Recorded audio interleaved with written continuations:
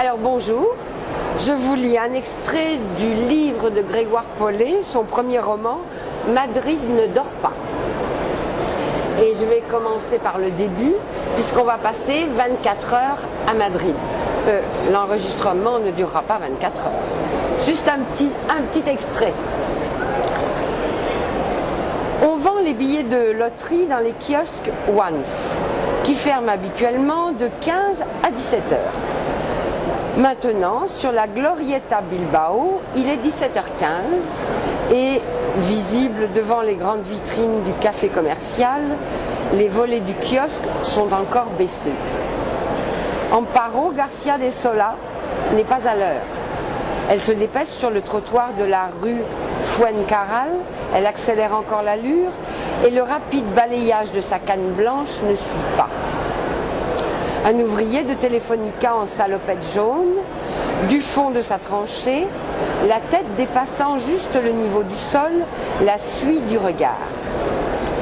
Amparo passe et continue de se presser, elle parvient au kiosque.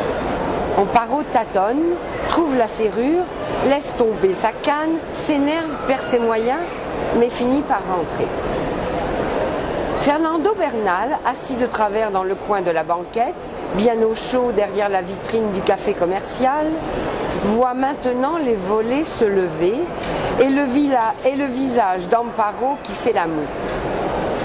Elle suspend nerveusement, avec son habileté remarquable, les longs accordéons de billets de loterie aux cordelettes de la petite vitrine.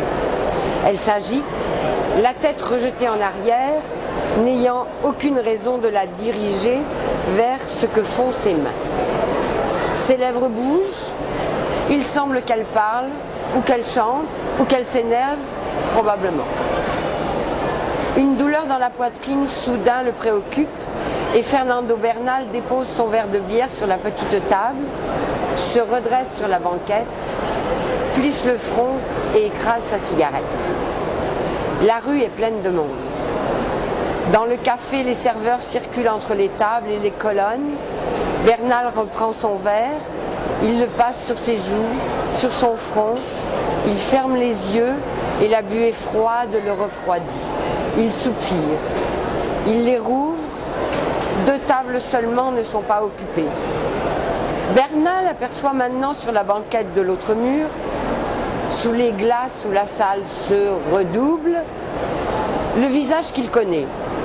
Il se lève, il emporte son verre et son manteau et s'approche de l'homme. Santiago! Santiago plisse les yeux, il grimace comme devant le soleil et indique une chaise de la main. Fernando, quelle joie! Fernando Bernal pose les mains sur le dossier comme sur une tribune. Assieds-toi, Fernando, qu'est-ce que tu deviens?